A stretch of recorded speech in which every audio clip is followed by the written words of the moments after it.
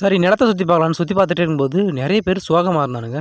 என்ன ஆச்சுன்னு சுற்றி சுற்றி பார்த்தா அதில் ஒருத்தவங்ககிட்ட கேட்டா என்ன எனக்கு உடம்பு சரியில்லை, உடம்பெல்லாம் வேலை வேலைன்னு வருதுப்பா. இது சரிப்பட்டு வராதுன்னு வீட்டுக்கு வந்து பார்த்தா வீடு பூட்டியிருக்கு. ஜி பூம்பான்னு கதவை திறந்து என் கையில் இருந்தது ஒரே 5 ரூபா. இதுக்கு போய் மருந்து மாத்திரை வாங்கிடலான்னு சொல்லிட்டு நானும் கிளம்பிட்டேன். பஸ்ஸில் சரியான கூட்டம்.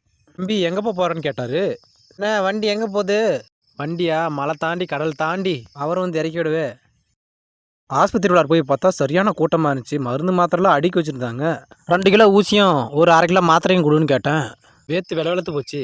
அவர்கிட்ட பேசுறதால எனக்கு ரொம்ப டயர்ட் ஆயிடுச்சு. சரி வந்து ஒரு கரும்பு ஜூஸ் குடிச்சிட்டு வீட்டுக்கு வந்து மருந்தை கொடுத்தா எங்கள் அத்தையும் அண்ணனும் மருந்து மாத்திரையை கலந்து ஒன்றா கொடுத்துட்டாங்க. இவ்வளோ பெரிய ஊசி பார்த்தீங்களா? மருந்து போடலான்னு போய் பார்த்தா இடுப்பையும் காணும் கையையும் காணும். என்னடா இது?